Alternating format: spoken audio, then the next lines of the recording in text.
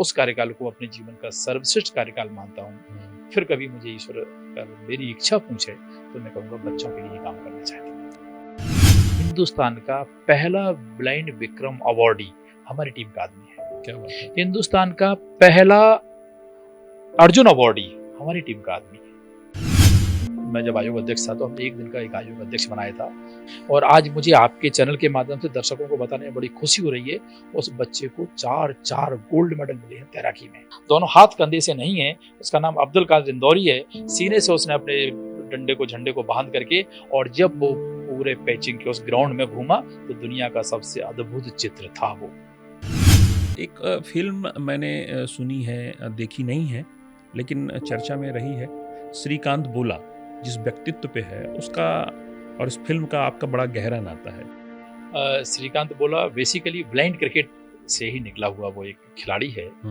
जहां मनुष्य की सोच खत्म हो जाती होगी, शायद ये लोग वहां से शुरू करते हैं। मुझे लगता है कि मैं जो मेरी सामान्य समझ कहती है कि फिल्म कभी न कभी ऑस्कर के लिए जाएगी। बहुत कष्ट होता है कई बार जब बहुत छोटे बच्चों के साथ कोई घटनाएं होती हैं। मैं आयोग अध्यक्ष था तो मैंने बहुत नवाचार किए हैं उसमें। उस समय मध्य प्रदेश की सरकार ने पहला जो बिल लाए थे जिसमें अगर हमारी माइनर बच्चियों के साथ कोई रेप की घटना होती है तो उसमें डेथ पेनल्टी किया जाएगा। मैं एक बार एक विद्यालय में गया।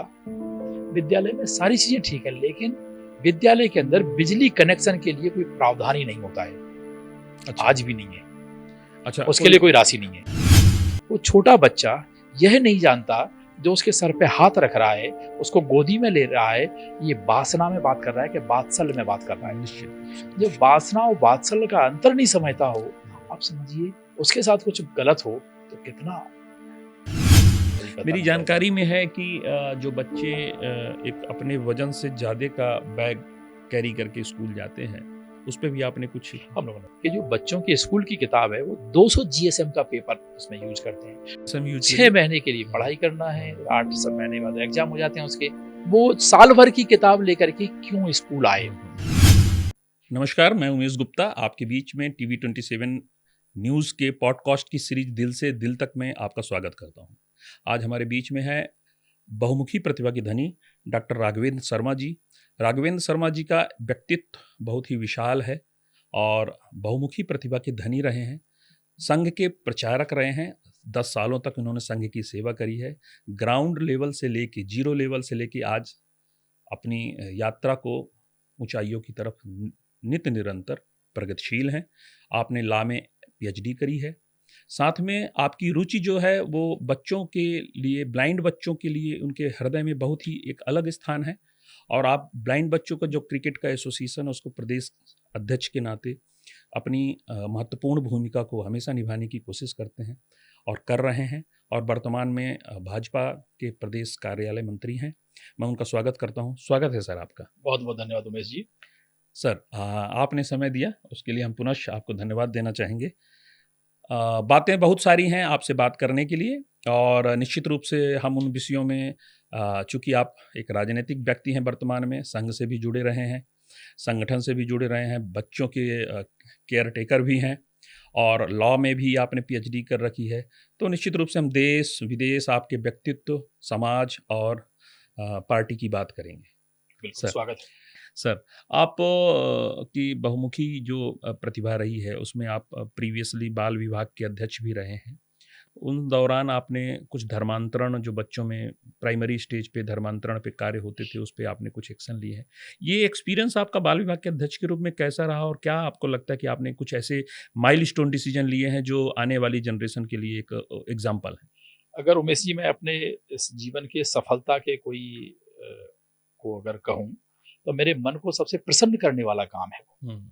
और मैं जब भी कोई काम करता हूँ तो मुझे हमेशा बच्चे पहले दिखते हैं, और मैं प्रभु से यही प्रार्थना करता हूँ कि हे ईश्वर, इस भगवान के लिए मेरा मन हमेशा बना रहे। मैं जीवन में कहीं भी काम करूँ, लेकिन बच्चे मेरे लिए प्राथमिकता में रहे। मैं ईश्वर से प्रार्थना भी करता हूँ और काम भी करता हूँ। इसलिए मैं जब भी कोई बच्चा मुझे कष्ट में दिखता है तो मैं बहुत दुखी हो जाता हूँ। मैं आयोग अध्यक्ष था तो मैंने बहुत नवाचार किए हैं उसमें, और नवाचार केवल यही कि बच्चों के जीवन में बदलाव कैसे ला सकें, क्योंकि हम देखते हैं कि बच्चे वो हैं कि जो अपना भला बुरा नहीं जानते। बहुत कष्ट होता है कई बार जब बहुत छोटे बच्चों के साथ कोई घटनाएं होती हैं। मैं आयोग का अध्यक्ष था उस समय। मध्य प्रदेश की सरकार ने पहला जो बिल लाए थे जिसमें अगर हमारी माइनर बच्चियों के साथ कोई रेप की घटना होती है तो उसमें डेथ पेनल किया जाएगा।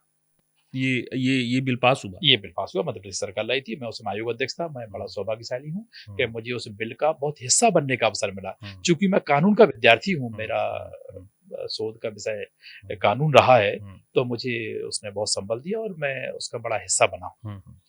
तो मैं ऐसा मानता हूं कि मेरे जीवन में अगर आंतरिक कोई खुशी के पल हैं तो वह हैं जब मैं किसी रोते हुए बच्चे को, किसी परेशान बच्चे को हंसा सकता हूं या उसको कोई समस्याग्रस्त बच्चे को उससे बाहर निकाला है और वो मेरे लिए पूंजी के रूप में काम आते हैं अपने। तो इस नवाचार में आप कौन कौन सी बातों को हमें शेयर करना चाहेंगे? वैसे तो ये तो बड़ी अच्छी बात वास्तव बताई में मैंने बहुत इसमें प्रयास किया है काम करने का। मैं इसलिए अगर मैं काम करने का प्रयास मैं कहीं कह सकता हूँ, यही कह सकता हूँ क्योंकि मेरे दिल के सबसे करीब है ये। हम बच्चों की बाल संसद हम लोगों ने बहुत किया, जो नेशनल लेवल पे हम लोगों ने किया है। मैं एक विशेष रूप से अभी काम करता हूँ दिव्यांग बच्चों के लिए, दिव्यांगों के लिए, जिसमें मुझे बताते हुए बड़ी खुशी होगी। हमारे जो ब्लाइंड बच्चे हैं वो क्रिकेट खेलते हैं और क्रिकेट खेलते हैं। आप देखें पुराने समय हम देखते थे राजा दशरथ जी या पृथ्वीराज चौहान शब्दवेदी बाण चलाते थे, जहां से आवाज आई वहां पर तीर लगता था। जैसे घुंघरू वाली बॉल होती है और उस बॉल से जब वो चौके और छक्के लगाते हैं तो ऐसा लगता है कि साक्षात ईश्वर के दर्शन हो रहे हों।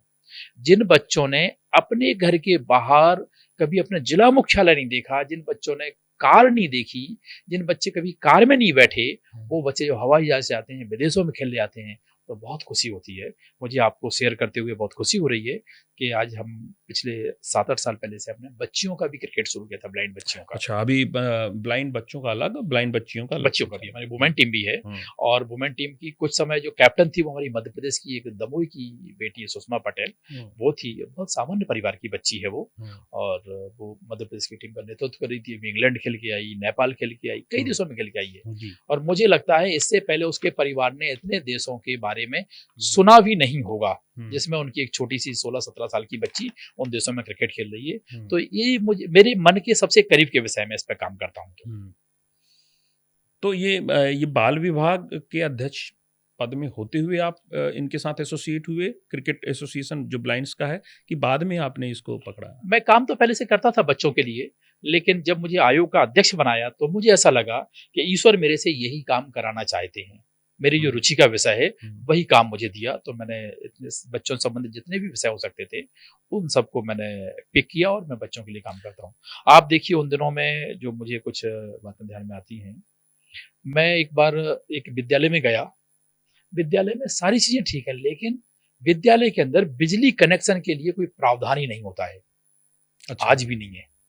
अच्छा, उसके लिए कोई राशि नहीं है, मतलब उसके लिए ना बजट है, ना बजट है, ना बिल जमा करने का कोई प्रावधान है। तो मैंने अधिकारियों से बातचीत की तो एक प्रावधान नहीं है, ये समस्या है, वो समस्या है, जैसा एक सिस्टम होता है। तो अब हम लोगों ने देखा कि जो नगरीय निकाय हैं वो 2% शिक्षा उपकर लेते हैं। हमने एक पीएस नगरीय निकाय से बात की, उनके साथ बैठे, सारे आंकड़े लिए, तो लगभग उस समय 100 करोड़ से अधिक पैसा हमारा इन बच्चों की शिक्षा उपकर का नगरीय निकाय में पड़ा हुआ था। उससे हम लोगों ने 100 करोड़ से ऊपर, 100 करोड़ से ऊपर उस समय मेरे कार्यकाल में लगभग 30-32 हजार स्कूलों में बिजली लगी, सरकारी विद्यालयों में। तो ऐसे बहुत सारे काम हैं जो बच्चों के लिए हमने किए। मैं जब आयोग अध्यक्ष के रूप में देखता था तो हम बच्चों जहां भी जाते थे वहां कुछ अपना एड्रेस लिख के पोस्ट कार्ड छोड़ के आते थे उन जगह पर। अच्छा, बच्चों कभी कोई समस्या हो, आप हमारे ये पोस्ट कार्ड लिए। उन दिनों में मेरे कार्यकाल में लगभग 8000 पत्र मुझे आए। अरे वाह! और मुझे बड़ी खुशी होगी कि हमने सभी पत्रों का जवाब भी दिया और बहुत सारे इसमें काम भी हुए हैं। तो एक बच्चों के बीच में काम करने वाला तो ऐसा मेरे मन का विषय है कि वो हरि अनंत हरि कथा। मेरी जानकारी में है कि जो बच्चे एक अपने वजन से ज्यादा का बैग कैरी करके स्कूल जाते हैं, उस पर भी आपने कुछ, हम लोगों ने काम किया है, बिल्कुल। तो उसका असर आज के परिदृश्य में, बढ़ती हुई फीस का असर आज के परिदृश्य में, कल जब आप शासन में थे या कि बाल आयोग के अध्यक्ष थे, आज नहीं है, तो क्या आपको लगता है कि उस चीजें समान रूप से चल रही हैं कि बदलाव? नहीं, कुछ चीजों में बदलाव तो आता है और सरकारी सिस्टम में एक बार अगर कोई नियम के रूप में बदलाव आ जाता है तो भी स्थायी हो जाता है। जैसे बच्चों के बस्ते के बारे में अगर कहें तो एनसीईआरटी ने बड़ा काम किया है इस पे। एनसीईआरटी की बुक, बहुत तरह तरह की बुक जो करते थे कि लगा देते हैं। दूसरा मैंने सुझाव दिया कि जो बच्चों की स्कूल की किताब है वो 200 जीएसएम का पेपर उसमें यूज करते हैं, 250 जीएसएम का पेपर यूज करते हैं।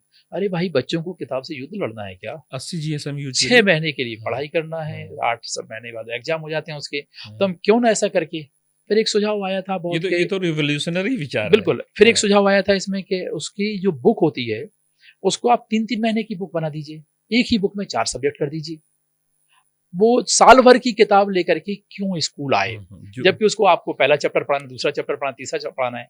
अगर हम ऐसा करते हैं तो उसके बस्ते का वजन कम हो जाएगा। इसका इम्प्लीमेंटेशन कैसा रहा? अब वो सारी कुछ चीजें पाइपलाइन में है, कुछ में हुआ भी है। और जैसे मैं एक विद्यालय में गया तो बच्चों के सिलेबस के साथ में एक जोड़ी थी, उन्होंने भूत प्रेत की कहानियां। अब भाई इसकी क्या जरूरत है?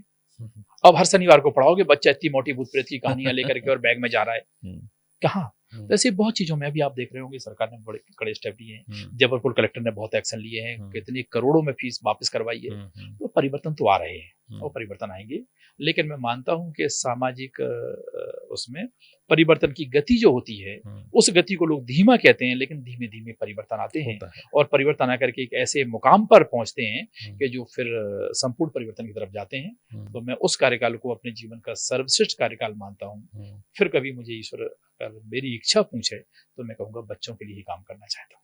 तो बच्चों के ही रेफरेंस में अभी भी आप, जैसा कि आपने अपने उसमें बताया भी कि आप बच्चों के ब्लाइंड बच्चों की क्रिकेट एसोसिएशन में काम कर रहे हैं, और मुझे जो प्राप्त जानकारी है उसके अनुसार आप ब्लाइंड बच्चों के क्रिकेट एसोसिएशन के प्रदेश अध्यक्ष भी हैं। जी। और ये भी जानकारी मिली है कि ब्लाइंड बच्चों जो आपके तत्वाधान में टीम रही है उसने शायद 3 बार या 2 बार कुछ विश्व कप भी जीता है। बिल्कुल। और अभी आपने बताया कि बच्चियों का भी क्रिकेट का आप स्टार्ट कर रहे हैं।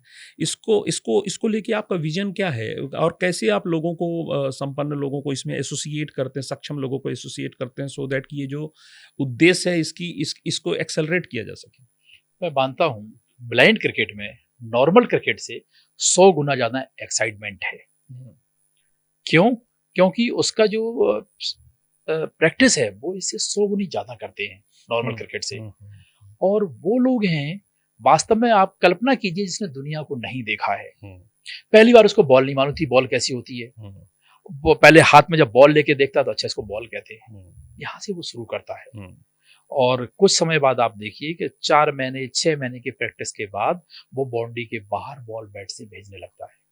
तो वो पहले तो आप उनको रूल्स एंड रेगुलेशन पूरा पढ़ाते हैं, समझाते हैं, उनकी ट्रेनिंग देते हैं और हम लगातार उनके कैंप करते हैं। जैसे हमारे जिले में बहुत सारे दिव्यांग बच्चों के लिए हॉस्टल बने हुए हैं ब्लाइंड्स के, CWSN हॉस्टल है, वहां से हम कुछ प्रतिभाओं को निकालते हैं। और मुझे बताते हुए खुशी होगी, अधिकांश जो प्रतिभाएं हैं वो छोटी छोटी जगह से हैं, और इतनी छोटी जगह से हैं कि शायद उन्होंने भोपाल पहुंचने की कभी कल्पना न की हो, शायद भोपाल उनके जहन में ही नहीं हो कि दुनिया में कुछ होता है।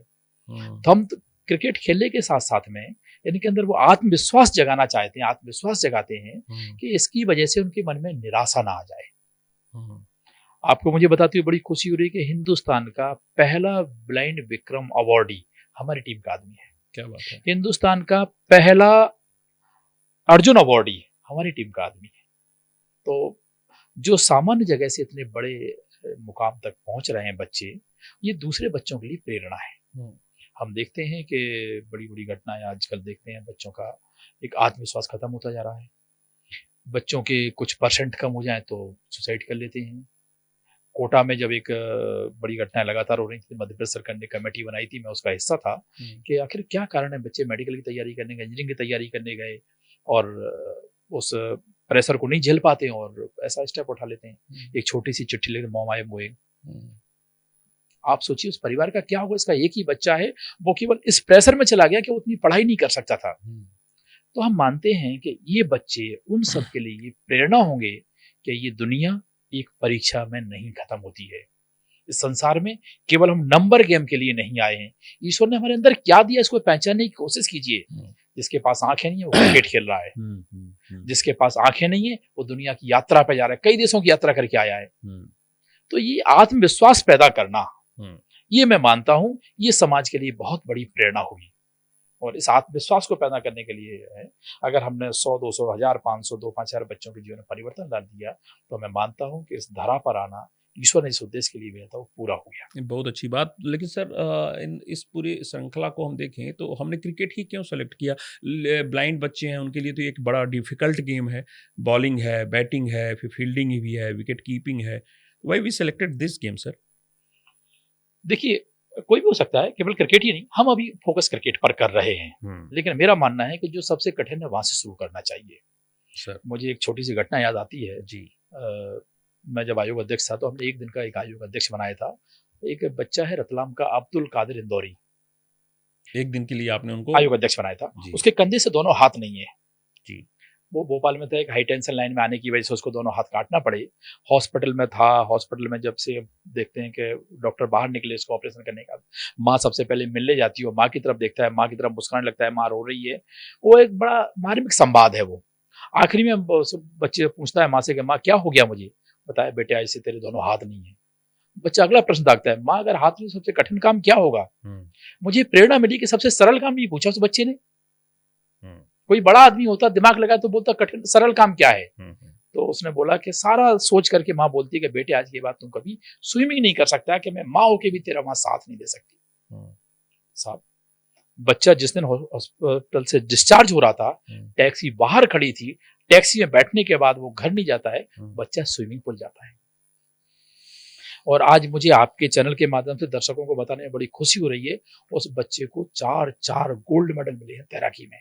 क्या बात है। चाइना के अंदर पेचिंग में भारत का झंडा लेके उसको चलना था, दोनों हाथ कंधे से नहीं है। उसका नाम अब्दुल कादिर इंदौरी है। सीने से उसने अपने झंडे को बांध करके, और जब वो पूरे पेचिंग के उस ग्राउंड में घूमा तो दुनिया का सबसे अद्भुत चित्र था वो। क्या बात है। राष्ट्रभक्ति का इससे बड़ा कोई नजारा नहीं हो सकता। ये सारे संस्कार इन बच्चों में देने का प्रयास कर रहे हैं, और मुझे लगता है ये सब करते हुए जब इन बच्चों की सफलता देखते हैं तो हमें लगता है कि जीवन में सब कुछ मिल गया। अभी आपके बच्चे किस पायदान पे हैं? अभी लेटेस्ट कुछ उनकी राष्ट्रीय अंतर्राष्ट्रीय खेल प्रतियोगिताएं? हम लोग चरणबद्ध प्रतियोगिताएं करते रहते हैं। हमारी मध्य प्रदेश की अभी 3 बच्चे नेशनल टीम में खेल रहे हैं। हमारी मध्य प्रदेश की 3 बच्चियां भी नेशनल टीम में खेल रही हैं। ओके। और अभी परसों ही हमारी एक बच्ची का नेशनल टीम में अंडर 30 में सिलेक्शन हुआ है, और वो कल भुवनेश्वर खेलने गई है। तो नेशनल उस बच्ची को हम देखें, वो कोरकू समुदाय की, आप समझ सकते हैं कि आदिवासी में भी कोरकू कितना पिछड़ा समुदाय वर्ग माना जाता है। वो कोरकू समुदाय की एक बहुत छोटे से गांव की रहने वाली बच्ची है। जब उसको पूछा कि वो हमारे यहाँ वो कैंप करती थी, कैंप करने के बाद घर चली जाती थी। अभी किसी मीडिया ने पूछा उससे कि जब तुम्हें ये पता चला कि तुम्हारा सिलेक्शन इंडिया की टीम में हुआ, उस समय तुम कहाँ थे? तो बोले साहब मैं अपनी माता पिता के साथ में मूंग काट रही थी, खेत में मजदूरी कर रही थी। अब वो बच्ची 3 दिन बाद यहाँ आई, 7 दिन की, यहाँ से उन्हें ट्रेनिंग लेकर के फिर से वो परसों हवाई जहाज में बैठ करके प्रयाग गई, प्रयाग से वो उड़ीसा गई है। आप समझिए जीवन में कितना बड़ा बदलाव है। ये बदलाव मुझे लगता है बहुत एनर्जी देता है, और इस बदलाव को हमारा तो प्रयास है कि मध्य प्रदेश के अंदर ऐसा कोई बच्चा, कोई व्यक्ति नहीं हो जिसको जीवन में अवसर ना मिले। उसको अपनी प्रतिभा को दिखाने का अवसर मिलना चाहिए। ईश्वर ने प्रत्येक व्यक्ति को कुछ ना कुछ दिया है, केवल आवश्यकता इस बात की है कि उसकी प्रतिभा को आप समाज के सामने कैसे ला सकते हैं। तो उस प्रतिभा को समाज के सामने लाने का हम लोग प्रयास करते हैं, और ये तो साक्षात ईश्वर है। ये बच्चों को हम देखते हैं, जब हम भगवान के सामने कभी आप देखते हैं भगवान के दर्शन करने जाते हैं, तो हम कहते हैं खुली आंखों की इतनी क्षमता नहीं कि हम भगवान के दर्शन कर सकें, इसलिए मूर्ति के सामने हमेशा नेत्र बंद करके हम उसको अंतरात्मा में समाहित करते हैं। मुझे लगा ये बच्चे तो 24 घंटे जन्म से ही ईश्वर को समाहित किए हुए हैं, तो ये वास्तव में साक्षात ईश्वर हैं। और मैं बहुत सौभाग्यशाली हूँ कि मुझे राजनीति में काम करने के साथ साथ में इस साक्षात ईश्वर को सेवा करने का अवसर मिलता है। और मैं मानता हूं कि मेरे जीवन का पहला उद्देश्य यही है, राजनीति सेकेंडरी होगा। बड़ी बात। और एक फिल्म मैंने सुनी है, देखी नहीं है, लेकिन चर्चा में रही है, श्रीकांत बोला। और मेरे को ये भी जानकारी मिली है कि श्रीकांत बोला जो मूवी है, जिस व्यक्तित्व पे है, उसका और इस फिल्म का आपका बड़ा गहरा नाता है। तो मैं जानना चाहूंगा कि थोड़ा सा बताएं इसके बारे में। श्रीकांत बोला बेसिकली ब्लाइंड क्रिकेट से ही निकला हुआ वो एक खिलाड़ी है और कितनी विषम परिस्थितियों में वो लड़ता है, फिर वो ब्लाइंड क्रिकेट में और बाद में बहुत सफलताओं के एक बड़े आसमान पे खड़ा हुआ है। मुझे लगता है कि मैं जो मेरी सामान्य समझ कहती है कि फिल्म कभी न कभी ऑस्कर के लिए जाएगी और मैं आपसे, आपके चैनल के माध्यम से, आपके दर्शकों से भी यही निवेदन करता हूँ, इस फिल्म को जरूर देखिए। जहां मनुष्य की सोच खत्म हो जाती होगी, शायद ये लोग वहां से शुरू करते हैं। अपनी किसी कमजोरी को कमजोरी नहीं मानना, उसको अपनी ताकत बना लेना, यही संसार का सबसे दुर्गम काम है और हमारे खिलाड़ी श्रीकांत भी लोगों के लिए बहुत बड़ी प्रेरणा है। इसके लिए मैं यही कहूंगा कि बहुत ट्रू स्टोरी है एक्चुअली। इसमें कोई स्टोरी को बहुत चटाकेदार बनाने के लिए कुछ उसमें मिक्स नहीं किया गया है, एकदम ट्रू स्टोरी है। आप के दर्शकों से मैं निवेदन करूंगा कि इस पिक्चर को जरूर देखिए। आप कैसे कनेक्ट हो गए इससे? क्योंकि आप ब्लाइंड एसोसिएशन के साथ बच्चों के सर्विंग में लगे हैं, इसलिए कि इसका बेसिक फैक्टर क्या रहा कि आपको इतना इंस्पायर कर रही है? मैं देखता हूँ, मैं जब आरएसएस का भी काम करता था प्रचारक के नाते, तो हम लोग सामान्यतः हमारी जो साइम की टोली है, साइम की शाखाएं, तो बच्चों पर ही फोकस हो गया करके कॉलेज वर्किंग, स्कूल वर्किंग, इसी पे हम लोग काम करते थे। तो हमारे ज्यादा फोकस हम इन पे करने की वजह से अब धीमे धीमे जब भी कोई ऐसा लगता था कि इसके अंदर प्रतिभा है लेकिन इसको अवसर नहीं मिल रहा है, तो उसके अवसर के लिए प्रयास करने लगते थे। प्रयास करते करते हम उससे और ज्यादा इमोशनली जुड़ने लगते हैं और स्वाभाविक है, बच्चों की तरफ आप देखिए, आपको और कहीं देखने की जरूरत नहीं पड़ेगी, ऐसा लगता है कि साक्षात ईश्वर से बात हो रही है। इतना निश्चल मन होता है। मैं कई बार बोलता हूं कि वो अपना भला बुरा तो समझते नहीं है। इतना निश्चल मन होता है जब हम लोग बच्चों के ऊपर जो अत्याचार होते हैं या हमारे छोटी बच्चों के साथ में जो रेप की घटनाएं होती हैं, उसके ऊपर जब जो कानून लाने के लिए हम जब एक्सपर्ट के साथ बैठते थे, तो मैंने एक उदाहरण दिया और मेरे दिल को इतना छू जाता है वो उदाहरण, मैं आपके साथ वो शेयर करना चाहूंगा। मैंने कहा, वो छोटा बच्चा यह नहीं जानता जो उसके सर पे हाथ रख रहा है, उसको गोदी में ले रहा है, ये वासना में बात कर रहा है कि वात्सल्य में बात कर रहा है। निश्चित रूप से। जब वासना और वात्सल्य का अंतर नहीं समझता हो, आप समझिए उसके साथ कुछ गलत हो तो कितना।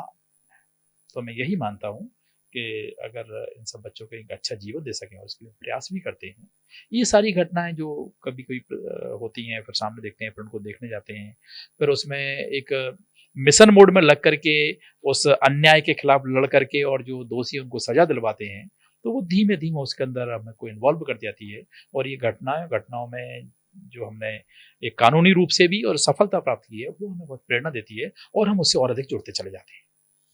हम बड़ी ही जीवंत पर्सनालिटी के साथ रूबरू हो रहे हैं, राघवेंद्र शर्मा जी के साथ, और जिन्होंने अब बड़ी जीवंतता के साथ यह प्रदर्शित किया कि कैसे वो एसोसिएटेड हैं बच्चों के साथ, कैसे वो एसोसिएटेड हैं उस समाज सेवा में जिसमें वो बड़ा बदलाव लाना चाहते हैं, और जब भी उनको अवसर मिला है उन्होंने बड़ा बदलाव लाया भी है और सिद्ध भी किया है। और उन्होंने अपने वक्तव्य में ये भी बताया कि ईश्वर यदि उन्हें पुनः कभी भी एक कुछ बड़ा मौका देगा तो वह पुनः इस सेवा को और पुनः करना चाहेंगे और बड़े ओहदे में जाके करना चाहेंगे। ओहदे का मतलब यहाँ पर पद लेना नहीं है, ओहदे का मतलब है संसाधन की उपलब्धता। संसाधन की उपलब्धता होगी तभी कुछ हम एक बड़ा बदलाव समाज के लिए ला पाएंगे। मैं जानना चाहूँगा कि हमारे जो दर्शक हैं वो जानना चाहेंगे कि आप हमने सुना है कि आप शिवपुरी के काफ़ी एक छोटे एरिया पिछोर से बिलोंग करते हैं, आपका जो नेटिव प्लेस है, तो पिछोर से लेके आज जो राष्ट्रीय स्तर में आप कार्य कर रहे हैं, प्रदेश स्तर पे काम कर रहे हैं, उसके बारे में आप क्या कहना चाहेंगे सर? मेरा जो पैतृक गांव है वो पिछोर के भी पास में बहुत छोटा सा गांव है सर।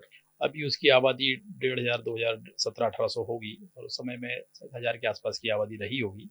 वहाँ मेरा बचपना और मेरी बहुत ही प्रारंभिक जो पढ़ाई है वहाँ हुई है। फिर इसके बाद मेरी पढ़ाई पिछोर में हुई है। पिछोर के बाद मैंने कॉलेज में मैं भोपाल में आया और मैं संघ का काम करते करते मैं भोपाल आया था, संघ का काम करता था उसमें, और भोपाल में मेरी कॉलेज की पढ़ाई हुई है सर। तो मुझे लगता है जिसको सफ़र कहते हैं, मैं ऐसा मानता हूँ कि वो एक सहज प्रक्रिया थी और ना तो मुझे कभी ऐसा लगा कि मैंने कोई बहुत बड़ा कुछ सफलताएं हासिल की हैं। मुझे ऐसा लगता है जो संगठन के नाते मुझे काम दिए जाते हैं वो मैं करता रहता हूँ। जो काम दे देते हैं उसको पूरी शिद्दत से, पूरी तल्लीनता से, पूरा मन लगा के मैं उस काम को करता हूँ। तो ये जो शिवपुरी से आपकी यात्रा शुरू हुई, आपने भोपाल में हायर एजुकेशन यात्रा ली, संघ में जाने का आपका निर्णय कैसा रहा? मैं संघ में बहुत बचपन से जाता था। अगर दूसरे शब्दों में कहूँ, मुझे भी याद नहीं है मैं संघ में कब से जाता हूँ। शायद मेरी उम्र 5, 6, 7, 8 साल रही होगी जब स्वयं शाखा में जाते थे, और धीमे-धीमे वहीं संघ का काम करते-करते शाखा के मुख्य शिक्षक और अन्य दायित्वों को बढ़ाते हुए फिर मैं भोपाल आया। 10 साल का सफ़र आपने संघ में व्यतीत किया है, तो उसका जो अनुभव रहा है, उसमें हमने सुना है कि अनुशासन की प्रमुखता रही है संघ में। हमने सुना है कि वहाँ पर एक कठिन परिश्रम है, श्रम है और मिनिमम स्तर पे हमें अपना जीवन यापन एक स्ट्रिक्ट अनुशासन में करना पड़ता है। उस समय आपका ये जो पारिवारिक जीवन है या कि आपका जो व्यावसायिक जीवन है और जो आपका अपना व्यक्तिगत और सामाजिक जीवन, इन चारों के परिदृश्य में आप कैसे बात करना चाहेंगे सर? मैं मानता हूँ, जैसे 10 साल तो मैं प्रचारक जीवन मेरा 10 साल का है, बाकी संघ में तो मैं लगभग, अगर मेरी उम्र आज 46-47 साल है, तो मैं 40 साल से संघ का काम करता हूँ अपने उसमें। लेकिन मेरा मानना ये है कि संघ के ये संस्कार ही हैं जो जीवन के विभिन्न पहलुओं में एक संतुलन बनाने का काम करते हैं। और ये संस्कार उस अवचेतन मन में शुरू हो जाते हैं जब व्यक्ति बहुत छोटा होता है, और धीमे-धीमे वो संस्कार उसके जीवन का हिस्सा हो जाते हैं। सामाजिक जीवन में, राजनीतिक जीवन में, व्यावसायिक जीवन में जब भी कोई निर्णय लेते हैं तो वो संस्कार हमेशा साथ रहते हैं, और वो संस्कार हमेशा व्यक्ति को सही दिशा पर चलाने के लिए, सही रास्ते पर चलाने के लिए उसके अवचेतन मन से उसको हमेशा दिशा बोध कराते रहते हैं। तो मेरा मानना है कि संघ मनुष्य के जीवन में संपूर्ण परिवर्तन लाता है और एक अच्छा राष्ट्रभक्त, समाज भक्त व्यक्ति बनाने का काम करता है। मैं बहुत सौभाग्यशाली हूँ कि मुझे बहुत छोटी सी उम्र से इस संघ में काम करने का अवसर मिला है, और संघ के बड़े हमारे वरिष्ठ पदाधिकारियों के साथ में रह करके मुझे रहने का अवसर मिला है। अभी वर्तमान में आप चूँकि आपकी जो जीवन यात्रा है वो विविध-विविध पदों पर विविध-विविध दायित्वों को निभाते हुए विविध-विविध आयामों में आपने सफलता अर्जित करी है। उसमें मैं शुरुआत करूँ वर्तमान के पद से, तो जिसमें वर्तमान में मैं राजनीतिक परिदृश्य पे जाना चाहूँगा बिकॉज़ कि वर्तमान में राजनीतिक परिदृश्य का वातावरण है। तो बीजेपी के कार्यालय प्रदेश कार्यालय मंत्री होने की हैसियत से मैं ये जानना चाहूँगा कि संघ और राजनीति को आप कैसे कोरिलेट करते हैं? अब मुझे लगता है कि चाहे आप राजनीति में काम करते हों या समाज जीवन में कहीं भी काम करते हों, मूलतः आपको सिद्धांतों के साथ कार्य करना चाहिए, जीवन सिद्धांतों के साथ चलाना चाहिए। यह संघ का संस्कार है। तो किसी भी क्षेत्र में काम करते समय हमारे यह संस्कार हमें बहुत ऊर्जा देते हैं और अपने संगठन के प्रति, अपने विचार के प्रति पूर्ण समर्पित होकर के कार्य करने की प्रेरणा देते हैं। चाहे राजनीति में हो, चाहे समाज जीवन में हो, जहाँ भी हैं, यह संस्कार हमारे लिए एक बहुत बड़ा संबल होते हैं। और इसीलिए हम और जो सामाजिक काम करते हैं वो हमें और प्रेरणा देते हैं। जितना काम किया उससे आगे कैसे कर सकते हैं, अधिक से अधिक लोगों के लिए कितना अच्छा सोच सकते हो, समाज के लिए और अच्छा कैसे कर सकते हो, यह ताकत संघ के संस्कारों के द्वारा ही मिलती है, और यही राजनीति में काम करने के लिए भी प्रेरणा देती है। जी। तो वर्तमान में जैसा कि लोग जानते हैं और लोगों ने सुन रखा है कि बीजेपी जो है मैनेजमेंट के लिए काफ़ी जानी जाती है कि बीजेपी का अपना एक मैनेजमेंट की जो प्रक्रिया है वो कैसी बहुत ही शानदार रही है। आखिर ये मैनेजमेंट होता कैसे? इसकी फिलॉसफी क्या है? What is the behind this what is Umesh, the मुझे लगता है जी। जिस व्यक्ति को जो काम दिया जाए वह काम करना, हाँ, ये मैनेजमेंट का सबसे बड़ा सिद्धांत है। हाँ, क्योंकि अपने काम को पूरी तल्लीनता से और ईमानदारी से करना। सामान्यतः मैनेजमेंट फेल होने के कारण एक ही होते हैं कि जिस व्यक्ति को जो काम दिया है वो छोड़ करके वो दूसरा काम करने लगता है। अगर आपको किसी भी संस्थान को, किसी भी मिशन को, किसी भी विजन को सफल करना है, तो अपने काम को पूरी ईमानदारी से कीजिए। अंग्रेजी में एक बहुत अच्छा शब्द होता है इसके लिए, वो क्या है, डू योर बिट। अपने हिस्से की ईमानदारी का पालन करना। सर। हमारे संगठन ने जो हमें काम दिया है, काम ना कोई छोटा होता है ना बड़ा होता है, काम काम होता है।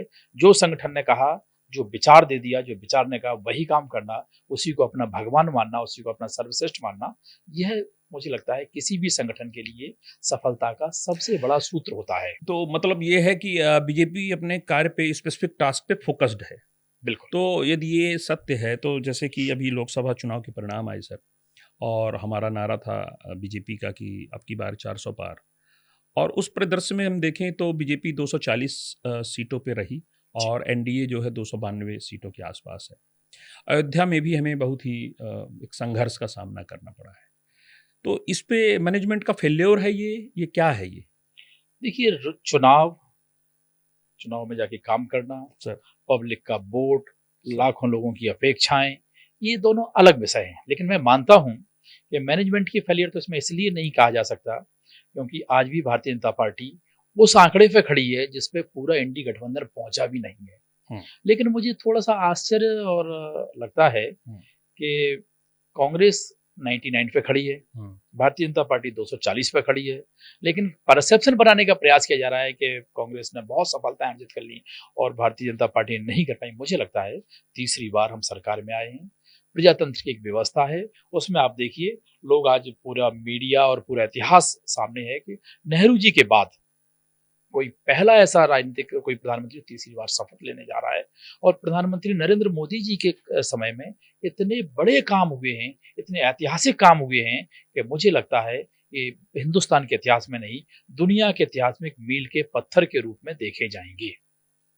नहीं, आपने एक परसेप्शन की बात करी तो निश्चित रूप से, लेकिन परसेप्शन का जो दायरा है वो असेंडिंग आर्डर में और देखें हम और डिसेंडिंग आर्डर दोनों में देखें तो कांग्रेस नीचे से ग्राफ ऊपर बढ़ रहा है, अन्य पार्टियों का ग्राफ नीचे से ऊपर बढ़ा है, हमारा ग्राफ ऊपर से नीचे आया है। तो निश्चित रूप से हमारी आशाएं जहां पर ज़्यादा हैं हम वहां पर परसेप्शन की बातें करेंगे इस तरह की कि हमारा ग्राफ नीचे क्यों आया। तो मैं यही समझना चाह रहा हूं आपके द्वारा, आपके माध्यम से और जनता को भी बताना चाहूँगा कि क्या यह मैनेजमेंट का फेल्योर है? नहीं, मैं ऐसा नहीं मानता हूँ कि मैनेजमेंट का फेलियर है। देखिए, जब कोई राजनीतिक दल चुनाव में जाता है जी, तो वो जनता के लिए अधिक से अधिक काम करे। जब हम सरकार में हैं, सरकार से अपेक्षाएं होती हैं और सरकार से अपेक्षाएं भी कई तरह की होती हैं, लेकिन इन अपेक्षाओं में जो देश में आगे काम हुए हैं, आगे बढ़े हैं, उनके साथ में अन्य दल हैं। चूंकि हमारा फेडरल सिस्टम है, केंद्र सरकार के अपने काम होते हैं, राज्य सरकार के अपने काम होते हैं और बहुत सारे काम होते हैं जो केंद्र सरकार है, भारत की सरकार है, वो उसको एक करती है, लेकिन एजुकेशन का काम स्थानीय सरकारों को करना पड़ते हैं जी। तो इन सारी व्यवस्थाओं को अगर हम देखें तो उसमें बहुत सारी चीजें हैं कि स्थानीय सरकार ने से अपेक्षाएं होती हैं और हमारे देश में एक सबसे बड़ा है कि आज जातिगत व्यवस्थाओं में बहुत चीजें उलझी हुई हैं जी। हम आज देखते हैं, आज भी हम उनसे ऊपर नहीं उठ पाते हैं जी। मैं एक उपन्यास पढ़ रहा था, बड़े व्यंग्यकार हैं, उन्होंने व्यंग लिखा है सर। और व्यंग वो बड़ा मजेदार है। उसमें बोलते हैं कि एक बार ऊपर से प्रभु पृथ्वी पर आते हैं और वो लोगों की बड़ा सहयोग कर रहे थे। सहयोग करते करते उनकी इच्छा हुई कि मैं चुनाव लड़ दूं सर। वो अपने किसी भक्त के घर जाते हैं, मिलते हैं कि मुझे चुनाव लड़ने की इच्छा है। भक्त बोलता है कि देखिए साहब, आप भगवान हैं, आपकी पूजा करूंगा, लेकिन वोट तो मैं अपनी जाति वाले को दूंगा। तो ये एक समाज व्यवस्था में कुछ चीजें हैं और मैं मानता हूं कि समय समय पे कई बार भ्रम फैलाए जाते हैं और कुछ समय के लिए भ्रम सच दिखने लगते हैं। अन्य दलों ने भ्रम फैलाने का प्रयास किया, संविधान खतरे में है, वो एक लाल रंग की किताब लेकर के बोले संविधान खतरे में है। उन्होंने संविधान के मूल स्वरूप को ही नहीं देखा है, मूल स्वरूप को कभी समाज के सामने ले ही नहीं गए। ऐसे भ्रम फैला करके उन्होंने कुछ समय भ्रम फैलाने का प्रयास किया था, लेकिन मैं आज भी मानता हूं कि वो भ्रम उनके खत्म हो गए और तीसरी बार नरेंद्र मोदी जी प्रधानमंत्री बन के आ रहे हैं ये देश के लिए। और मुझे लगता है अभी जो काम हुए हैं उससे और अधिक गति से भारत आगे बढ़ेगा, क्योंकि जो अच्छे काम हुए हैं, जो देश में अपने बदलाव देखे हैं, आप देखिए उसके लिए कभी चर्चा नहीं करता विपक्ष। आपने दो बातें कही सर। पहला तो ये कहा कि नरेंद्र मोदी जी तीसरी दफे प्रधानमंत्री बन रहे हैं। बिल्कुल, निश्चित रूप से मैं यदि देखूं पिछला नेहरू जी के बाद 60 साल, लगभग 60 साल बाद ये इतिहास दोहराया जा रहा है। ये निश्चित रूप से इसके लिए आप सभी लोग बधाई के पात्र हैं। पर दूसरी बात आपने कही कि निश्चित रूप से इस बार भी हम बहुत अच्छा काम करेंगे, ये हमारा तीसरा टर्म हमारा बहुत अच्छा होगा। अभी एनडीए की सरकार अभी बनी नहीं है, अभी हमने शपथ नहीं लिया है। इधर आज जैसा कि नीतीश बाबू हैं, उन्होंने कहा कि सरकार को अग्निवीर और यूनिफॉर्म सिविल कोड पर पुनर्विचार करना चाहिए। क्या ये प्रेशर की राजनीति नहीं है? नहीं, मुझे लगता है जो मैं स्टेटमेंट देख रहा था उसमें उन्होंने केसी त्यागी जी का है अग्निवीर के बारे में विचार करना चाहिए, लेकिन उन्होंने बोला यूसीसी पर हम साथ हैं। हाँ। और देखिए जिस तरह की व्यवस्थाएं परिस्थितियां होंगी वैसे टूल उपयोग किए जाते हैं और मैं मानता हूं कि एनडीए एक साथ में बैठेगा और एनडीए ने जिस तरह का प्री पोल अलायंस है हमारा, और उन सब में कि राष्ट्रीय मुद्दों पर देश के आगे बढ़ाने वाले किसी भी काम में कोई व्यवधान नहीं आएगा, और अगर कुछ होगा तो एक दूसरे से बातचीत से वो सारे विषय एक दूसरे को कन्विंस किए जाएंगे। और मैं मानता हूँ नरेंद्र मोदी जी देश को जिस गति से आगे बढ़ा रहे हैं वो उसी गति से बढ़ेगा। हम 5वें नंबर की इकोनॉमी हो, 3रे नंबर की इकोनॉमी पाने के लिए तैयार हैं, तो बहुत सारी तैयारियां हैं। और तो ये कॉमन फोरम की बातें हो सकती हैं, लेकिन साथ में ये भी तो है कि जो हमारी कल की ताकत थी, जो हमारे पास पूर्ण बहुमत का ताकत था, और जो हम बोल्ड निर्णय, बोल्ड डिसीजन ले रहे थे, और जो अभी की पास्ट में परिलक्षित भी हुए हैं, वो लेने में हमें कठिनाइयों का सामना करना अब पड़ेगा। मुझे लगता है कठिनाइयों का सामना तो नहीं, लेकिन एक सामंजस्य बनाने की आवश्यकता होती है। वो भारतीय जनता पार्टी बहुत अच्छी बखूबी से करती है, और सबको साथ में लेकर के चलने का काम जो भारतीय जनता पार्टी करती है, सबका साथ, सबका विकास, सबका विश्वास, सबका प्रयास, और इसी आधार पर हम देश को उसी गति से आगे बढ़ाएंगे। हम देश के किसी भी जो देश को आगे बढ़ाने वाले विषय हैं उसमें अपने सभी साथियों को संतुष्ट और सहमत करके आगे बढ़ाएंगे। उससे कोई समझौता नहीं किया जाएगा देश के विकास में। सर, इसी तारतम्य में एक सवाल ये भी बनता है कि कल हमारा विपक्ष कमजोर था, अभी हमारा विपक्ष जो है, जो इंडिया गठबंधन है, वो काफ़ी मजबूती के साथ सामने आया है, एक बड़ी संख्या के साथ सामने आया, 234 235 का जो भी आंकड़ा है उनका। तो इसमें यदि हम इसकी विवेचना करना चाहें तो आप जो इंडिया गठबंधन है उसके सक्सेस में, और हमारा जो आपका जो बीजेपी का एनडीए का जो यहाँ पर हम टारगेटेड नंबर्स को नहीं पाए, उसके अनसक्सेस को या कि उसके फेल्योर को, इस वर्सेस को कैसे डिफाइन करेंगे? कहाँ चूक हो गई हमारी आपकी तरफ से, और कहाँ उन्होंने क्रेडिट ले लिया? देखिए, ये सारे समीक्षा के विषय होते हैं, और स्वाभाविक है अगर आपको सफलता मिलती है तो भी है, और समीक्षा सफलता में भी करना चाहिए, और कम सफलता मिलती है तब भी समीक्षा करना चाहिए। और भारतीय जनता पार्टी इसको बहुत अच्छी तरीके से समीक्षा करती है सब चीजों की, और मुझे लगता है कहीं कोई कमी होगी तो हम उसको दूर भी करेंगे। दूसरा, आप जिस इंडिया गठबंधन की बात कर रहे हैं, आप देखिए उनकी वैचारिक समानताएं कहाँ हैं। ममता जी उसी कांग्रेस से लड़कर के आ रही हैं, कहाँ वैचारिक समानताएं हैं। इसलिए लंबा चलने वाला नहीं है ये गठबंधन, केवल स्वार्थ के लिए बना है, और इनको लग रहा था कि हम प्रधानमंत्री नरेंद्र मोदी जी को रोक लेंगे। आप देखिए इस समय दो पार्टी के रूप में ही खड़ा हो गया, बीजेपी और गैर बीजेपी। तो मैं मानता हूं कि ये गठबंधन तो इंडिया गठबंधन ही बहुत लंबे समय नहीं चलने वाला है। ये आपस में किसी एक दूसरे को डिफीट देकर के आगे बढ़ने वाले हैं। अभी जैसे स्टेट के चुनाव आएंगे सब अपने अपने वर्चस्व की लड़ाई में लग जाएंगे, क्योंकि इनका अस्तित्व खत्म हो जाएगा अगर एक साथ रहेंगे ये। तो अभी ये भले हुए हों, आप देखिए लोकसभा में ये लोग एक साथ होना चाहते हैं, विधानसभा में अलग अलग लड़ना चाहते हैं, विधानसभा में किसी का एक हो जाते हैं, लोकसभा में अलग हो जाते हैं। तो ये एंटी नेचुरल अप्राकृतिक गठबंधन है। इस गठबंधन की कोई लाइफ नहीं है, कभी भी कोलैप्स हो जाएगा, और ये अपने आप कोलैप्स होगा, किसी को करने की जरूरत नहीं है। तो आपका तात्पर्य ये है कि ये एक पर्टिकुलर स्वार्थ सिद्धि के लिए ये संगठित है? निसंदेह, इसके अलावा कुछ नहीं है। आप देखिए, अगर इनकी इच्छित परिणाम नहीं होते, जो परिणाम आए हैं उससे थोड़े से ज्यादा होते, तो क्या बोलते ये? यह नहीं बोलते कि प्रजातंत्र की व्यवस्था में भारतीय जनता पार्टी को बहुमत मिला है। ये ईवीएम को बेचारे को बदनाम करने पहुंच जाते, ईवीएम ने गड़बड़ कर दिया। तो इनका तो एक एजेंडा था और एजेंडा है। मुझे नहीं लगता कि इनके पास कोई भी देश के लिए एजेंडा है, एक व्यक्तिगत एजेंडा है। आप देखिए समाजवादी पार्टी में कितने लोग जीते हैं, एक परिवार के 5-5, 6-6 लोग जीत रहे हैं। जो समाजवाद का नारा लेकर के चले थे, जो लोहिया जी को आदर्श मानते थे, वो परिवारवाद पे आ गए। एक परिवार के 6-6 लोग सांसद बन रहे हैं। ये मैसेज तो जनता के पास भी है, तो जनता उनको क्यों जिता रही है? देखिए जनता क्यों जिता रही है, आप देखिए जिनका पूरे देश में 400 सीटें लेकर के आते थे, जो आज वो कहां पहुंच गए। तो एक परिवर्तन की प्रक्रिया है, उसमें समय लगता है, और वो समय आया है। और मैं मानता हूं कि थोड़ा बहुत उतार चढ़ाव चलता है, लेकिन जनता के सामने सब एक्सपोज हैं, और ये आज नहीं तो कल पूर्णतः समाप्त होने की तरफ जाने वाले हैं। और आप फिर कभी किसी दिन टीवी पर ऐसी चर्चा करेंगे, जिसमें आप देखिए कि एक समय था कि 400 सीटों से ऊपर थी, आज तो एक सीट के लिए कई प्रदेशों में हाल ये हो गया, खाता नहीं खुल रहा राष्ट्रीय दल का। कई प्रदेशों में ये हो गया, केवल बीजेपी को रोकना है, इसके लिए कुछ भी करना पड़े, किसी के साथ भी जाना पड़े, इसके लिए तैयार हैं। अपनी पार्टी को खत्म कर सकते हैं केवल बीजेपी को रोकने के लिए। ऐसा वैसा कहा जाता है कि वो जब दीपक के ऊपर एक पतंगा घूमता है और उसको वो उसी अग्नि में अपने आप को जला लेता है पतंगा, वैसा ही कांग्रेस करती जा रही है, केवल बीजेपी को रोकना है, इसके लिए कुछ भी करना पड़े। तो सर हम राष्ट्रीय स्तर की बात कर रहे हैं, राष्ट्रीय राजनीति की बात कर रहे हैं, हम प्रदेश स्तर पे आएँ, उसके पहले एक आखिरी सवाल पूछना चाहूँगा फिर से आपसे राष्ट्रीय स्तर का, कि फिर भी मैं समझना चाहूँगा आपके श्रीमुख से कि हमारी संख्या जो घटी हमारे एक्सपेक्टेशन से हट के और उनकी संख्या जो बढ़ी, फिर भी आपका एनालिसिस क्या कहता है? आपने कहा कि समीक्षा का विषय, फिर भी आपका समीक्षा क्या कहता है? मुझे लगता है हम सब लोग मिलकर के उस पे समीक्षा कर ही रहे हैं, कहाँ कमी रह गई होगी, कहाँ और अच्छा किया जा सकता है। इतना सब करने के बाद भी हमें और अपने काम में कौन से परिवर्तन लाना है, उस पर विचार करेंगे। आप देखिए, अगर ओवरऑल देखें राजनीति में, एक दिन की सफलता असफलता को तुरंत नहीं कर सकते। उड़ीसा में हमने बहुत अच्छा किया है। उड़ीसा में आजादी के बाद विशुद्ध रूप से भारतीय जनता पार्टी की पहली बार सरकार आई है। हम 21 में से 20 सीटें लेकर के आ रहे हैं। तो इसको सफलता और असफलता में बहुत ज्यादा एक साथ में उस पर कोई प्रतिक्रिया नहीं की जा सकती है।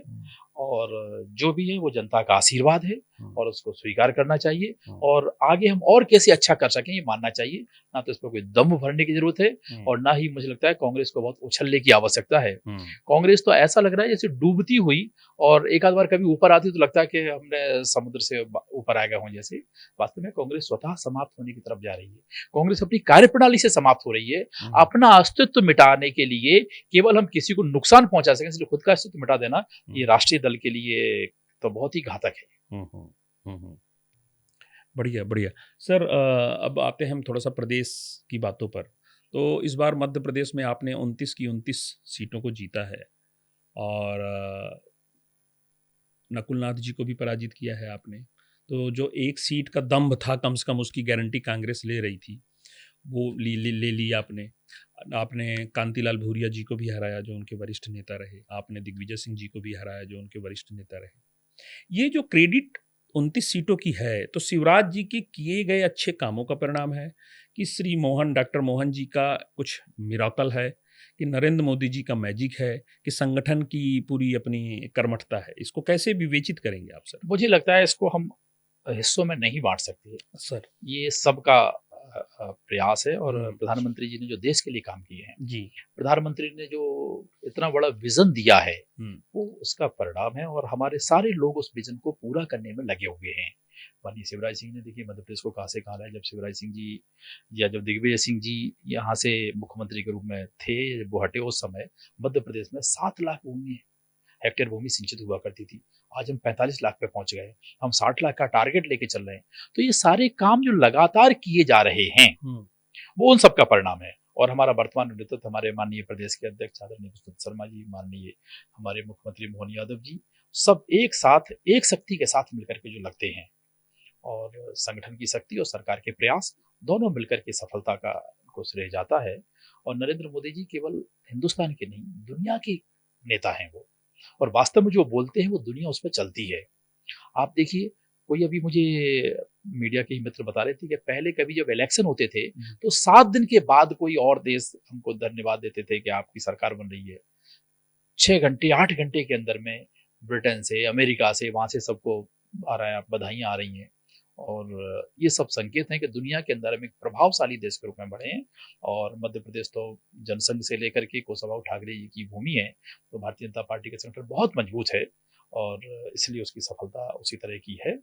और मैं मानता हूं कि जो कांग्रेस मध्य प्रदेश में खाता नहीं खोल पाई, कई राज्यों में उसके खाते नहीं खुले, अब मुझे लगता है हमेशा हमेशा के लिए उसका यहाँ से ताला लग गया है, बंद हो चुकी है कांग्रेस धीमे धीमे राजनीति में अप्रासंगिक होती जा रही है। वो केवल स्टेटमेंट तक और कुछ होर्डिंग और पोस्टर तक ही सीमित रहने वाली है। छिंदवाड़ा का किला भेदने में आपको क्या लगता है कि सबसे ज्यादा रणनीति में कौन सी रणनीति आपकी काम करी? मुझे लगता है कि सबसे बड़ा तो हमारे कार्यकर्ताओं का जो उत्साह होता है, वह होता है किसी भी दल के लिए, राजनीतिक दल के लिए। उसके कार्यकर्ताओं ने जो पूरी ताकत से लग गए। हमारे संगठन ने बहुत अच्छी योजना बनाई, माननीय प्रदेश अध्यक्ष ने, माननीय मुख्यमंत्री जी ने, और हमारे राष्ट्रीय नेतृत्व ने भी, जो माननीय अमित शाह जी वहां गए, उन्होंने भी कैंप के एक दिन रात्रि विश्राम किया। इन सबसे कार्यकर्ताओं का उत्साह बहुत बूस्टअप हो गया। और जो हम लोगों ने अभी पिछले 2-3 साल में देखें, बूथ पर जो काम किया है भारतीय जनता पार्टी ने, वो बहुत हिंदुस्तान के अंदर एक विशेष काम है। हर एक कार्यकर्ता का प्रत्येक बूथ पर हम लोगों ने डिजिटल और फिजिकल गठन किया है। ओके, हर एक बूथ पर हमारे पास पन्ना प्रमुखों की, हम्म। हर एक बूथ की बूथ समिति है। एक बूथ पर हम देखें तो 30-40 लोगों के, एक सक्रिय लोगों का ऐसा ग्रुप बना हुआ है जो हमेशा काम करता है। हम जब प्रधानमंत्री मन की बात बोलते हैं तो मन की बात सुनता है वहां वो। तो पार्टी के प्रत्येक कार्यक्रम को, हम 65,000 से अधिक बूथ मध्य प्रदेश में हैं, तो प्रत्येक बूथ पर एक टीम बनी है। माननीय प्रदेश अध्यक्ष जी के नेतृत्व में हमारा संगठन जो पूरे 24 आवर सक्रिय रहता है, उसका मैं मानता हूं कि उसका सबसे बड़ा श्रेय जाता है और मध्य प्रदेश को हिंदुस्तान में इतना अच्छे नंबर देने में। कि प्रदेश अध्यक्ष जो वीडी शर्मा जी हैं, उनके नेतृत्व में मध्य प्रदेश में जितने भी चुनाव लड़े गए हैं उन सभी में अपार सफलताएं मिली हैं। आप भी चूंकि कार्यालय मंत्री हैं, निश्चित रूप से आपका एक अच्छा सानिध्य होगा। इस पे आप क्या विवेचना करना चाहेंगे कि क्या स्ट्रेंथ है उनकी और क्या कारण रहा कि बीजेपी उसमें सफलता लगातार प्राप्त करती रही है? जैसे हम सब लोग अपने माननीय अध्यक्ष के लिए बोलते हैं, वो शुभंकर है हमारे पार्टी के लिए सर। और अभी से नहीं, उनके जीवन को अगर बहुत पीछे जाकर के देखें, जब विद्यार्थी परिषद में काम करते थे और समाज क्षेत्र में काम करते थे, वो वास्तव में सफलता के पर्याय है। वो जहां भी जाते हैं, जिस क्षेत्र में वो रहे, उन्होंने विद्यार्थी परिषद में तो विद्यार्थी परिषद का कार्यालय निर्माण हो, या वो जहां भी गए हैं, उन्होंने अपनी एक बहुत अलग पहचान छोड़ी है। उसका कारण यही है कि बहुत सामान्य परिवार से, एक छोटी सी जगह से निकल के एक समाज के कष्ट को उन्होंने देखा है, अनुभव किया है, और मैं मानता हूं ये उनकी सबसे बड़ी ताकत है। इसलिए हर एक कार्यकर्ता को यह लगता है कि बीडी भाई साहब मेरे सबसे करीब हैं, और मैं मानता हूं ये उनके व्यक्तित्व की खूबी है। हजारों लाखों कार्यकर्ताओं को लगता है कि नहीं, बीडी भाई साहब सबसे करीब मेरे हैं। तो ये वास्तव में उनके व्यक्तित्व का बहुत बड़ा एक उनकी खूबी है। और हम लोगों को लगता है कि रात में 12 बजे भी अगर कोई समस्या है, माननीय अध्यक्ष जी को बोलेंगे, और हमें ऐसा लगता है अध्यक्ष जी की ऐसी नहीं बोलेंगे, हम बीडी भाई साहब को बोलेंगे और वो हमारी समस्या का समाधान करेंगे। ऐसा प्रदेश में लाखों कार्यकर्ता हैं, तो उनको अध्यक्ष के रूप में देखें, लेकिन वो अपने परिवार के, अपने बड़े भाई के रूप में देखते हैं, अपने गार्जियन के रूप में देखते हैं। तो ये हमारे माननीय अध्यक्ष जी की बहुत बड़ी कुशलता है और संगठन के लिए बहुत बड़ी ताकत है। मध्य प्रदेश का ऐसा कोई हिस्सा नहीं होगा, जैसे मैं देखूं कि अगर कोई हमारा कार्यकर्ता है, वो बोलेगा कि हमारे अध्यक्ष जी आ रहे हैं, पिताजी उसके बोलेंगे अच्छा बीडी भाई साहब आ रहे हैं, तो ऐसा लगता है जैसे उस परिवार के सदस्य के रूप में हो। मुझे लगता है यह भारतीय जनता पार्टी के अलावा किसी भी राजनीतिक दल में नहीं हो सकता है कि हमारे प्रदेश का मुखिया हमारे परिवार के सदस्य की तरह हो, परिवार के सुख दुख का हिस्सा हो। ये उनकी बहुत बड़ी खूबी है। ये उनके व्यक्तित्व का वो पहलू है जो उनको जनमानस से जोड़ता है। बिल्कुल, बिल्कुल। तो वीडी शर्मा जी ने रिकॉर्ड मतों से जीता इस बार अपना चुनाव। शिवराज सिंह जी ने भी रिकॉर्ड मतों से जीता, ज्योतिरादित्य ने भी परचम लहराए अपने। अभी जो बीजेपी की राजनीति में ऐसा हुआ है कि कुछ प्रदेश सांसद विधानसभा में आए, अब ये विधानसभा के लोग कुछ मूव कर रहे हैं या कि अलग अलग दिशा के लोग राष्ट्रीय स्तर के नेता में जा रहा है। इनको किस तरह से देख रहे हैं, इनका भविष्य किस तरह से आप देख रहे हैं सर? भारतीय जनता पार्टी का भविष्य उज्ज्वल है तो इनका भी भविष्य उज्ज्वल है, और मुझे लगता है ये सारे वो कर्मवीर हैं जो अपने भविष्य की चिंता नहीं करते, ये अपने संगठन की, अपने समाज के भविष्य की चिंता करते हैं। इसमें से ऐसा कोई व्यक्ति नहीं है जिसको ये कहें कि मुझे ये चाहिए वो चाहिए, जो संगठन तय कर देगा। प्रदेश अध्यक्ष हैं, लेकिन मूलतः वो कहते हैं मैं कार्यकर्ता हूँ, जो संगठन का आदेश होगा उसको करेंगे। आप माननीय शिवराज सिंह जी को कभी भी उनका स्टेटमेंट सुनिए, कभी भी उनसे बातचीत कीजिए। आप तो सामाजिक मीडिया जगत के आदमी, आपकी अक्सर चर्चा होती होगी। इतने लंबे समय से मुख्यमंत्री के रूप में आज भी वो वही कहते हैं कि जो संगठन कहेगा। मैं आपको एक बहुत कल का एक वाक्य सुनाता हूँ सर। जब वो माननीय शिवराज सिंह जी परसों कार्यालय आए, मैंने उनको कुछ बोला तो उन्होंने कहा कार्यालय में है, जो कार्यालय मंत्री का आदेश होगा। तो उनके व्यक्तित्व की इतनी सहजता है, यह वास्तव में यह और राजनीतिक दल में बनावट होगी, लेकिन यहाँ हमारे दल में यह हर एक व्यक्ति के जीवन का हिस्सा है। तो मुझे लगता है इनमें से कोई भी व्यक्ति, हमारा कोई भी राजनेता इसके लिए नहीं कि मुझे केंद्र में मंत्री बनना है, केंद्र में बनना है, जो संगठन कहेगा, संगठन का आदेश सर्वोपरि। तो ये व्यक्तित्व का जो हिस्सा बना है आपके अंदर या कि शिवराज जी के अंदर, जो भी उदाहरण आप दे रहे हैं, ये पार्टी की देन है कि संघ की देन है? नहीं, वो तो देखिए संस्कार जहां से भी मिलते हैं, मैं कहूँ पहली पाठशाला परिवार है, और हम सभी लोगों का ओरिजिन संघ से ही है। तो हम मानते हैं कि संघ की विचारधारा है, विचारधारा जो संस्कार हमारे मन में आए हैं, जो एक बार अवचेतन मन में बस गए हैं, वो जीवन भर देखते हैं। वही हमारे राजनीतिक जीवन में देखते हैं, वही पारिवारिक जीवन में देखते हैं, वही पार्टी में देखते हैं, और वही आपको कभी भी जीवन के अच्छे और बुरे समय में भी आपको ये दिखेंगे। केवल सफलताओं में दिखते ऐसा नहीं है, अच्छे और बुरे दोनों समय में ये संस्कार संबल के रूप में काम करते हैं। इसलिए हम देखते हैं कि हमारे किसी भी राजनेता के मन में कोई ऐसी आकांक्षा नहीं मुझे ये बनाना, जो हमारा संगठन कहेगा वह करना, और उस काम को दायित्व के रूप में मानते हैं, कोई एक उसको अथॉरिटी नहीं मानते। हमारा एक जिम्मेदारी दी है, उस जिम्मेदारी का निर्वहन करना है। वो जिम्मेदारी कितनी बड़ी हो कितनी छोटी हो, मैंने पहले भी कहा था कि जिम्मेदारी छोटी बड़ी नहीं होती, जिम्मेदारी जिम्मेदारी होती है, उसको पूरी तल्लीनता से करना, बस यह संस्कार है। आप कार्यालय मंत्री हैं बीजेपी के प्रदेश के, तो कार्यालय मंत्री के रूप में आप अपने कार्य को कितना चुनौतियों भरा पाते हैं, कितना एंजॉय करते हैं और कितनी सहजता से उसको निभा पाते हैं? मुझे लगता है कार्यालय मंत्री एक ऐसा काम होता है जो सबके बीच में एक कोऑर्डिनेशन का काम करना होता है। हमारा दिल्ली कार्यालय हो, उससे प्रदेश का कोऑर्डिनेशन, हमारे प्रदेश कार्यालय को जिलों से कोऑर्डिनेशन, तो एक कड़ी के रूप में, एक ब्रिज के रूप में कार्यालय मंत्री को होते हैं। हम लोगों को जब बताते हैं तो कार्य का आलय है, कार्य का जो कार्यकर्ता पूरे प्रदेश से आया है, माननीय प्रदेश अध्यक्ष जी प्रवास पर हैं, माननीय अधिकारी सारे प्रवास पर हैं, तो कार्यालय मंत्री उनको पूरे समय मिलता है। तो मैं ऐसा मानता हूं कि कार्यालय मंत्री एक ऐसा काम है जो सबके बीच में एक ल्यूब्रिकेट का काम करता है। कोई कार्यकर्ता की समस्या है वो अधिकारी तक पहुंचाना, अधिकारी का कोई विषय है वो कार्यकर्ता तक पहुंचाना। तो मैं मानता हूँ ये बहुत जिम्मेदारी वाला काम है, और मेरे जैसा साधारण कार्यकर्ता इसको इसीलिए कर लेता है कि हमारे अधिकारियों का, हमारे अध्यक्ष का, सबका हमें मार्गदर्शन मिलता रहता है और सीखने को बहुत मिलता है, किसी भी पद पे हो। लेकिन मैं मानता हूँ कार्यालय मंत्री इतना सीखने का काम है, वो मुझे सौभाग्य मेरे संगठन ने दिया है, और मैं इसके हर एक क्षण को बहुत एंजॉय करता हूँ, और जिंदगी में उसको कैसे आगे बढ़ा सकता हूँ, कैसे सीख सकता हूँ, इसी में लगाता हूँ। इसलिए मैं 24 घंटे मानता हूँ कार्यालय में मैं कार्यकर्ताओं के लिए उपलब्ध रहता हूँ। पूरे प्रदेश के कार्यकर्ताओं से मेरा जीवन संपर्क बनता है इससे। नहीं, इसमें तो आपने पूरा श्रेय अपने सीनियर्स को दे दिया। मैं समझना चाह रहा हूँ और लोग भी जानना चाहेंगे कि राष्ट्रीय स्तर को प्रदेश स्तर पे कोऑर्डिनेशन, प्रदेश स्तर का जिला स्तर पे कोऑर्डिनेशन, ये एक टफेस्ट जॉब है, जैसा कि अभी आपने कम्युनिकेशन में आपने बताया प्रीवियस स्टेटमेंट में। तो आपकी अपनी कौन सी स्ट्रेंथ है जो उसमें स्मूथ करती है, और कहाँ पर आपको ऐसा लगता है कि yes you have to learn a lot, अभी सफ़र लंबा है? मुझे लगता है उमेश जी, जब मैं कार्यालय मंत्री के लिए मुझे कहा गया, तो मैं अपने किसी वरिष्ठ कार्यकर्ता के पास गया कि मुझे कार्यालय मंत्री बनाया है मेरे दायित्व की घोषणा होने के बाद, तो मुझे ऐसा क्या है जो मैं कहूँ कि सूत्र के रूप में मुझे अपनाना चाहिए सर। तो उन्होंने मुझे जब बताया, मैं उसको अपनाता भी हूँ, और मुझे लगता है मैं जीवन में किसी भी सामाजिक कार्यकर्ता के लिए बड़ी ताकत होती है। जब भी कोई कार्यकर्ता कार्यालय आता है, मुस्कुरा के बात कीजिए, वो क्या कहना चाहता है धैर्य से सुन लीजिए। कितना समाधान कर पाओगे दूसरा विषय है, लेकिन पहला काम है उसकी बात को पूर्ण तल्लीनता के साथ सुनना। तो मैं यही मानता हूं कि सबसे महत्वपूर्ण काम यही होता है, कार्यकर्ता ने कोई बात की उसको सुनना, उचित जगह पर पहुंचाना, उचित जगह से अगर कोई बात है तो उस तक कम्युनिकेट करना। और मैं अगर देखूं तो मैं मानता हूं कि इसमें अधिकतम इस बातों को पूरा करने का मैं प्रयास करता हूं, और मेरी अपनी तरफ से कोई कार्यकर्ता यह सोच के नहीं जाए कि मैं कार्यालय आया था, मैं अपनी बात नहीं कह पाया, मैं किसी वरिष्ठ से नहीं मिल पाया, इसलिए मैं कोई निराश होकर जा रहा हूँ। मेरा प्रयास यही रहता है कि जो कार्यकर्ता आया है वो मुस्कुरा के मैं उससे बात करूं, और वो कार्यालय के बाद मुस्कुराते हुए जाए।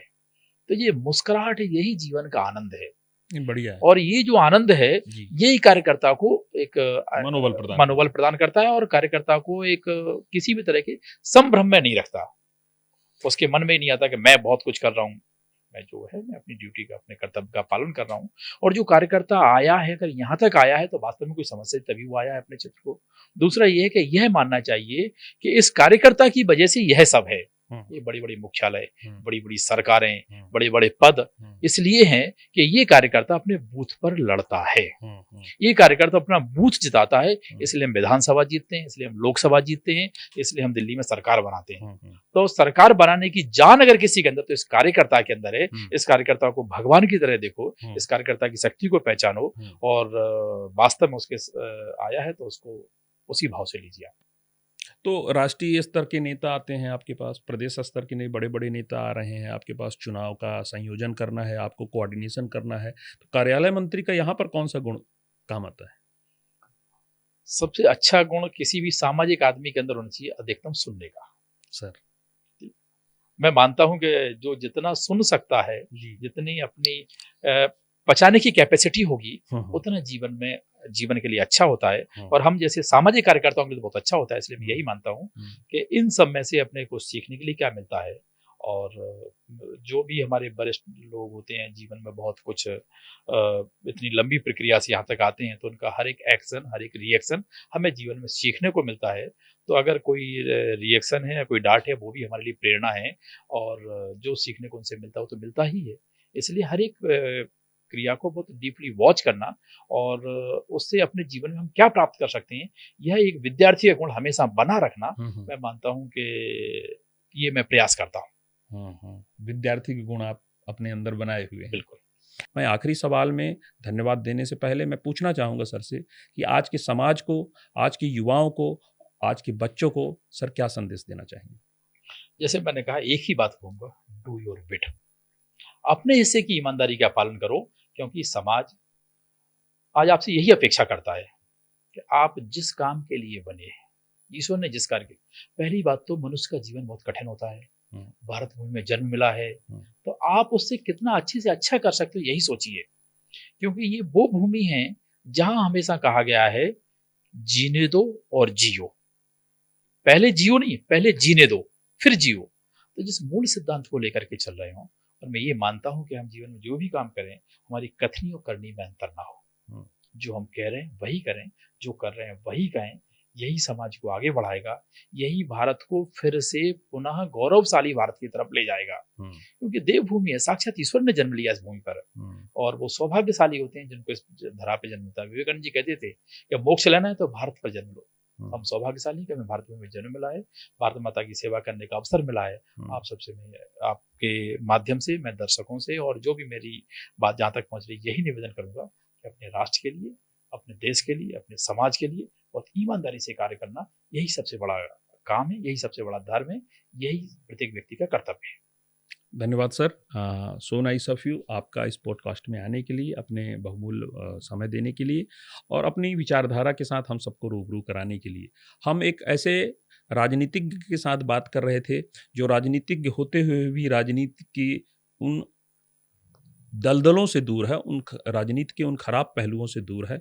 हम एक ऐसे व्यक्तित्व के साथ रूबरू हो रहे थे जो समाज सेवा करने के लिए आतुर है, जो मौके ढूंढ रहा है उन दिव्यांग बच्चों के लिए कुछ कर लेने के लिए, जो उनके जीवन में एक बड़ा आमूल-चूल परिवर्तन कर दें और वो ज़मीन से आसमान तक का सफ़र तय कर सकें। हम एक ऐसे व्यक्तित्व के साथ बात कर रहे थे जो अनुशासित है, क्योंकि संघ के साथ उसने 10 साल तपस्या में अपने जीवन को गुजारा है।